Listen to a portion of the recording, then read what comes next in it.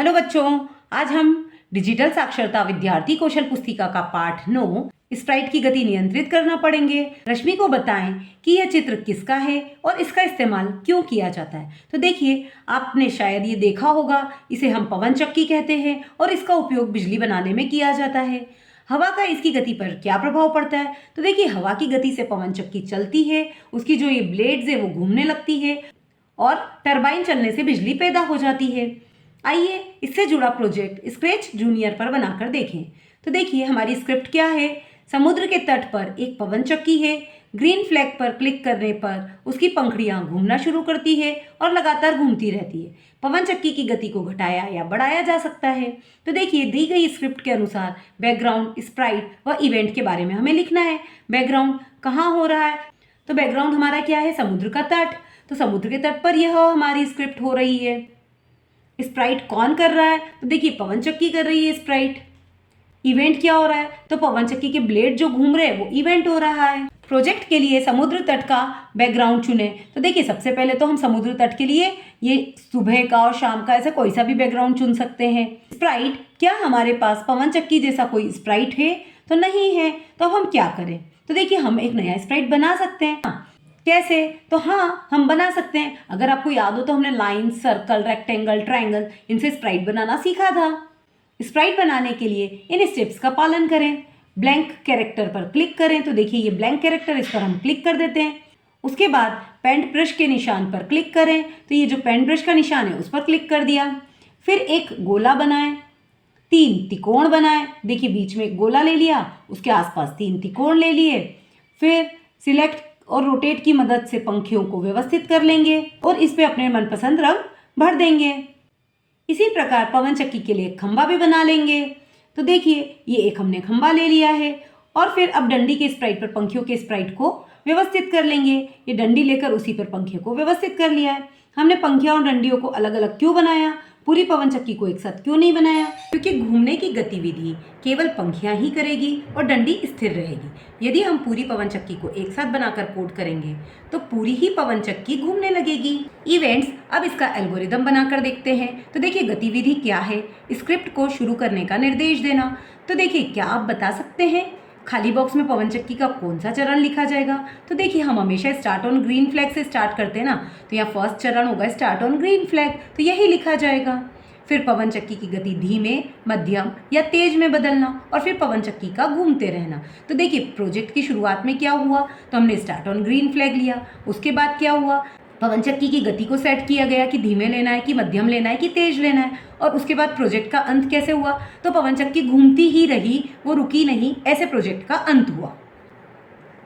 अब step by step block की मदद से कोड करना सीखते हैं। इस प्रोजेक्ट में किस ट्रिगरिंग ब्लॉक का उपयोग किया जाएगा उस पर गोला लगाएं। तो देखिए, इसमें स्टार्ट ऑन ग्रीन फ्लैग का उपयोग ट्रिगरिंग ब्लॉक के रूप में किया जाएगा, तो हमने इस पर गोला बना दिया है।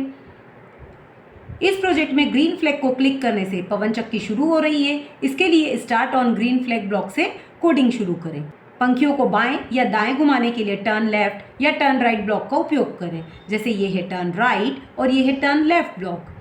फिर गति को नियंत्रित करने के लिए सेट स्पीड ब्लॉक का उपयोग करें। जैसे कि ये है सेट स्पीड ब्लॉक, इसमें स्प्राइट की गतिविधि को गति बदलने के लिए हम उपयोग करते हैं। जैसे कि ये स्प्राइट है, इसकी गति को घटाने के लिए हम ये वाला, सामान्य रखने के लिए ये वाला और बढ़ाने के लिए ये वाला उपयोग करेंगे। स्क्रिप्ट के अंत में पवन चक्की घूमती जा रही है, इसके लिए कोड के अंत में रिपीट फॉरएवर ब्लॉक लगाएंगे। तो जैसे ये जो हमारा एंड ब्लॉक है, इसमें देखिए हमने ये रिपीट फॉरएवर ब्लॉक लगा दिया है। अब हमारी ब्लॉक की कोडिंग कुछ इस प्रकार दिखेगी। पहले स्टार्ट ऑन ग्रीन फ्लैग, फिर पवन चक्की का घूमना, फिर उसकी गति को नियंत्रित करना और एंड में उसका घूमते ही रहना, इसलिए repeat forever block. We do think, pair and share. साथ साथ सीखें, अपने साथी के साथ मिलकर दी गई एल्गोरिदम में स्टेप्स के सामने प्रयोग किए जाने वाले ब्लॉक का नाम लिखें व चित्र बनाएं। तो देखिए, गतिविधि क्या दे रखी है? स्क्रिप्ट को शुरू करने का निर्देश देना। तो उसके लिए हम लिखेंगे स्टार्ट ऑन ग्रीन फ्लैग और उसका डायग्राम बना देंगे। फिर पवन चक्की का घूमना, तो टर्न राइट और टर्न राइट का ब्लॉक बना देंगे। ऐसे ही पवन चक्की की गति धीमे, मध्यम या तेज में बदलना, तो सेट स्पीड वाला ब्लॉक ले लेंगे। ऐसे ही पवन चक्की का घूमते रहना, तो रिपीट फॉरएवर ब्लॉक लेकर हम वैसा ब्लॉक यहाँ बना दिया है। अब अपने मनपसंद आकारों व रंगों का उपयोग करके एक पवन चक्की बनाएं व उसकी पंखियों को अलग अलग गति से घूमता हुआ दिखाएं। ये हमें खुद से करना है। अब आपका होमवर्क है यहाँ पर। First question, start on green flag इनमें से किस ब्लॉक का एक हिस्सा है? तो देखिए वो शुरुआत के लिए होता है, तो इसलिए वो ए वाला ये वाले ब्लॉक का हिस्सा होगा। सेकंड, गति को किस ब्लॉक से निर्धारित किया जाता है? तो ये सेट स्पीड ब्लॉक से गति को निर्धारित किया जाता है।